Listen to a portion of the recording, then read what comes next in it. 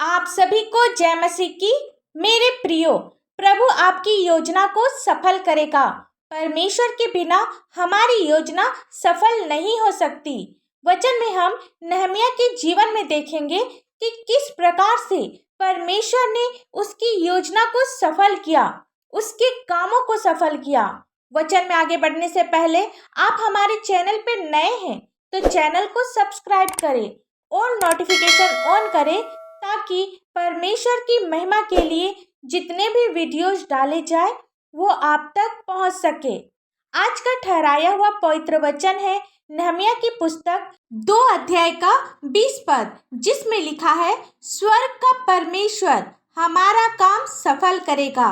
यहाँ हम देखते हैं कि नहम्याह ने कहा कि स्वर्ग का परमेश्वर हमारा काम सफल करेगा।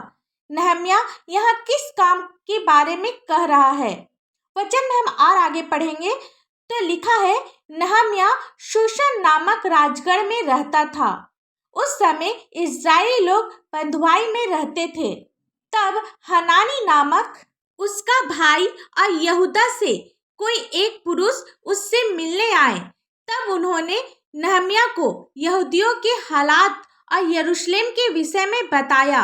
उन्होंने उसे बताया, जो बचे हुए लोग बंधुआई से छूटकर उस प्रांत में रहते हैं वे बड़ी दुर्दशा में रहते हैं और उनकी निंदा होती है, क्योंकि यरूशलेम की शहरपनाह टूटी हुई और उसके फाटक जले हुए हैं।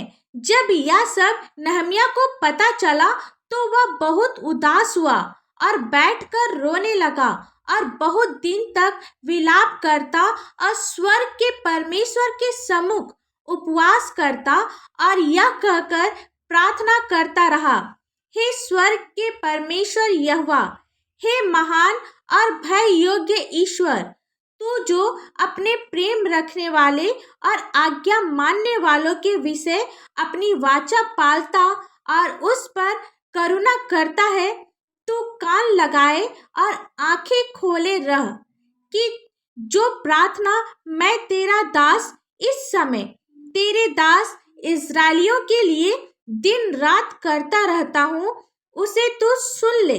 मैं इस्राएलियों के पापों को जो हम लोगों ने तेरे विरुद्ध किए हैं मान लेता हूँ।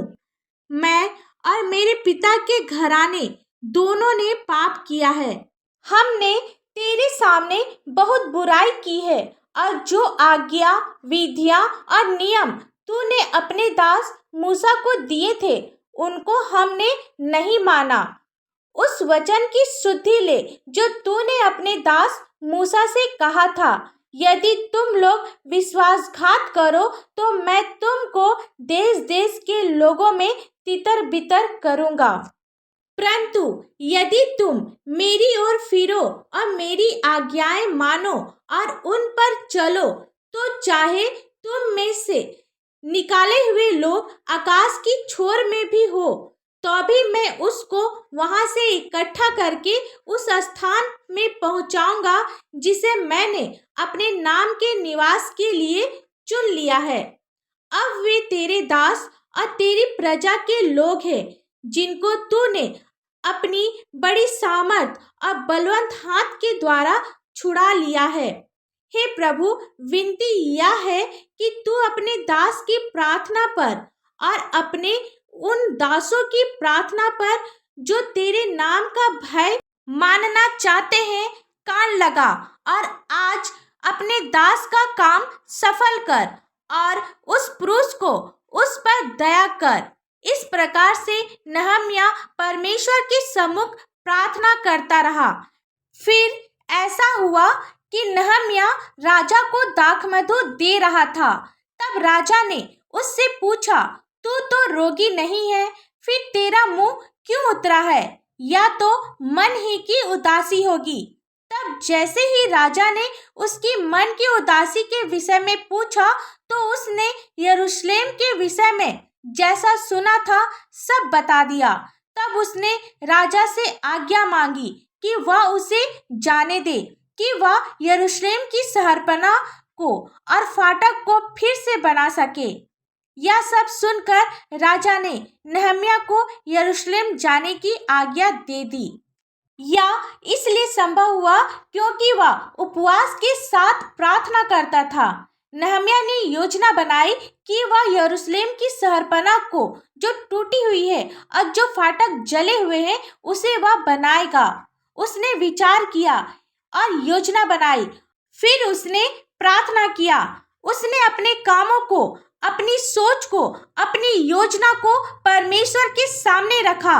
उसने मार्गदर्शन को परमेश्वर से मांगा।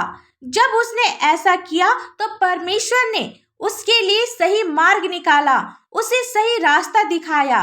तब परमेश्वर ने उसकी योजना को सफल किया।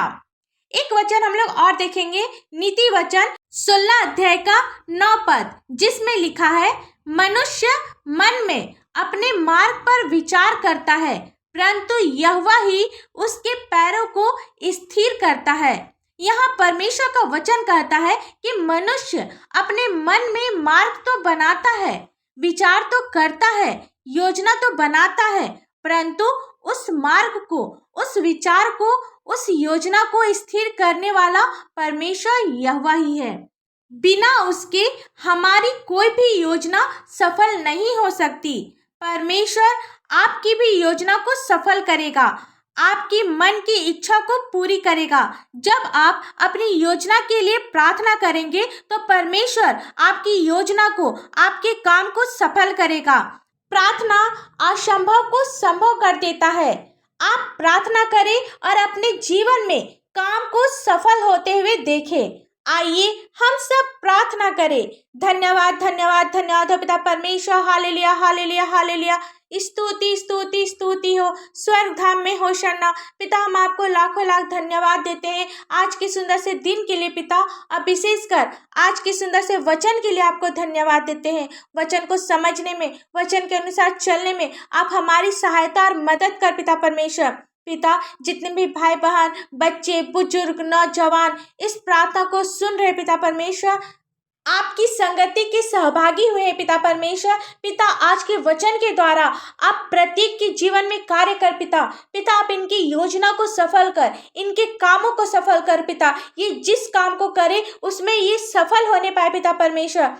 पिता, आज हम लोगों से कोई भी ऐसा काम हुआ हो जो आपकी दृष्टि में गलत है, जो आपकी नजरों में पाप है पिता, पिता आप हमें क्षमा कर पिता परमेश्वर। पिता, होने दे, आप हमें सही मार्ग दिखा पिता परमेश्वर, ताकि हम सब आपके मार्ग पर चलने पाए पिता। पिता, हम प्रार्थना करते हैं जितने भी भाई बहन आज बीमार है पिता परमेश्वर। पिता, आपका वचन कहता है, तुमने मेरे नाम से अभी तक से कुछ नहीं मांगा है, मांगो तो दिया जाएगा। हाँ पिता, आपके मीठे और पवित्र नाम से मांगते हैं, हर प्रकार की बीमारियां इनके शरीर से निकलकर चली जाए पिता परमेश्वर। पिता, जितने भी दुष्ट के कार्य इनके जीवन में है, हो रही है पिता परमेश्वर, यीशु मसीह के पवित्र मीठे नाम से हर प्रकार की दुष्ट की शक्ति इनके जीवन से निकल जाए, क्योंकि आपका वचन कहता है कि याकूब के घराने में कोई भी तंत्र मंत्र नहीं चल सकती। हाँ पिता परमेश्वर, हम सभी आपके संतान हैं, आपके बच्चे हैं पिता परमेश्वर। हमारे जीवन में कोई भी दुष्ट की शक्ति कार्य नहीं कर सकती। पिता, हम प्रार्थना करते उन भाई बहनों के लिए पिता, जिनके पास अपना कोई संतान नहीं है पिता। होने दे पिता, आप उन्हें एक सुंदर से संतान की आशीष दे पिता। जिनकी शादी अभी तक से नहीं हुई है, आप उसे आपका भय मानने वाला एक जीवन साथी दे पिता। पिता, जिनके पास अपना कोई घर नहीं है, आप उसे घर की आशीष दे पिता। पिता, रोजगार को खोल और बिजनेस में आप अपनी आशीष दे पिता। छोटे बच्चों के लिए प्रार्थना करते हैं, जिस प्रकार वे शारीरिक और मानसिक उन्नति कर रहे हैं, आत्मिक उन्नति भी करते जाएं। पिता, हम जवान लोगों के लिए प्रार्थना करते हैं पिता, जो संसार की बुराइयों में फंसे हैं। पिता, होने दे, आप उन लोगों को क्षमा कर पिता, ताकि प्रत्येक जवान लोग आपको जानने वाला होने पाए और आपको पहचानने वाला होने पाए और आपकी स्तुति महिमा करने वाला होने पाए पिता। और आपसे हम लोग क्या मांगे, मांगने से पहले आप हमारी हर एक आवश्यकता को जानते हैं। इस प्रार्थना को आपके मीठे और पवित्र नाम से मांगते हैं। दया से सुन, स्वर्ग राज में ग्रहण कर। आमीन। परमेश्वर का यह वचन आप सभी के पास पहुंचे और आशीष का कारण बने, इसके लिए आप हमारे इस चैनल को लाइक, शेयर और सब्सक्राइब करें। धन्यवाद।